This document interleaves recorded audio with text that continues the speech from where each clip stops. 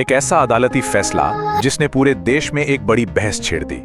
ये एक ऐसा मामला है जो हमें कानून की किताबों में जो लिखा है और यौन हिंसा की जो कठोर सच्चाई है उसके बीच के अंतर को समझने पर मजबूर करता है। तो इस पूरे मामले को समझने के लिए हम सबसे पहले उस चौंकाने वाले फैसले की बात करेंगे।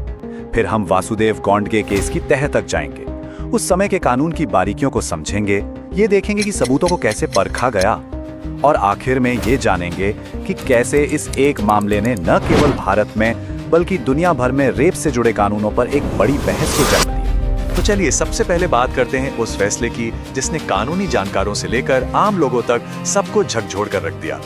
देखिए, अदालतें खुद ये मानती हैं कि बलात्कार एक महिला के खिलाफ सबसे घिनौने अपराधों में से एक है। यह सिर्फ एक जिस्मानी हमला नहीं है बल्कि उसकी रूह पर एक हमला है। लेकिन जैसा कि हम देखेंगे, इस मामले में कानून की व्याख्या इस ऊंची सोच से काफी अलग थी। और फिर आया छत्तीसगढ़ हाई कोर्ट का ये फैसला। कोर्ट ने कहा कि अगर पेनिस को वजाइना के ऊपर रखकर इजैक्यूलेट किया जाता है लेकिन पेनिट्रेशन नहीं होता तो ये रेप नहीं बल्कि रेप करने की कोशिश माना जाएगा। बस इसी एक तकनीकी बात पर पूरा मामला ही घूम गया। इस फैसले ने एक बहुत परेशान करने वाला सवाल खड़ा किया। आखिर कैसे यौन हिंसा के एक साफ सुथरे एक्ट को कानूनी तौर पर रेप नहीं माना जा सकता? इसका जवाब इस मामले के तथ्यों और उस समय के कानून में छिपा है। तो चलिए अब सीधे वासुदेव गौंड के केस की गहराइयों में चलते हैं। एक जुर्म, एक सजा और 2 दशक लंबी कानूनी लड़ाई। ये टाइमलाइन देखिए, ये अपने आप में एक कहानी कहती है। घटना होती है 2004 में और आखिरी फैसला आता है 2026 में। 20 साल से भी ज्यादा का वक्त। ये न्याय मिलने में होने वाली देरी के बारे में भी बहुत कुछ बताता है। और यहीं पर हाई कोर्ट के सामने सबसे बड़ी दुविधा थी। एक तरफ सर्वाइवर का बयान था जो पेनिट्रेशन को लेकर थोड़ा कंफ्यूजिंग था, और दूसरी तरफ थी मेडिकल रिपोर्ट जिसमें यौन हमले के सबूत तो थे लेकिन उस समय के कानून के हिसाब से रेप साबित करने के लिए वो काफी नहीं थे। तो हमला हुआ ये तो साफ था, पर क्या वो कानूनी तौर पर रेप था? यही बड़ा सवाल था। अब ये समझना बहुत जरूरी है कि कोर्ट को 2004 के कानून के हिसाब से फैसला देना था, आज के कानून से नहीं।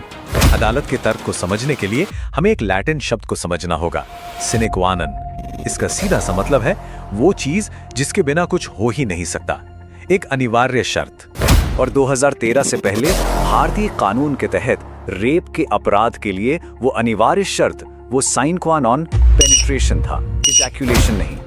कोर्ट ने साफ कहा कि जब तक पेनिट्रेशन साबित नहीं होगा रेप का अपराध पूरा नहीं माना जाएगा। तो मतलब बिल्कुल साफ है, पुराने कानून के हिसाब से पेनिट्रेशन ही वो लाइन थी जो एक कोशिश को एक पूरे रेप से अलग करती थी, भले ही पेनिट्रेशन कितना भी मामूली क्यों ना हो। वहीं इजैक्यूलेशन हुआ या नहीं, इससे कानूनी तौर पर कोई फर्क नहीं पड़ता था। तो फिर कोर्ट ने इस सख्त कानूनी नियम को इस केस के मिले जुले सबूतों पर कैसे लागू किया, आइए देखते हैं। कोर्ट ने एक एक करके सारे पॉइंट्स देखे। पहला, सर्वाइवर के बयान में पेनिट्रेशन को लेकर कंफ्यूजन था। दूसरा, मेडिकल रिपोर्ट इस बात की तरफ इशारा कर रही थी कि शायद पेनिट्रेशन नहीं हुआ। तीसरा, कोर्ट ने साइने क्वा नॉन का सख्त नियम लगाया। और इसलिए चौथा, कोर्ट इस नतीजे पर पहुंचा कि जो भी हुआ वो रेप की कोशिश थी, पूरा रेप नहीं।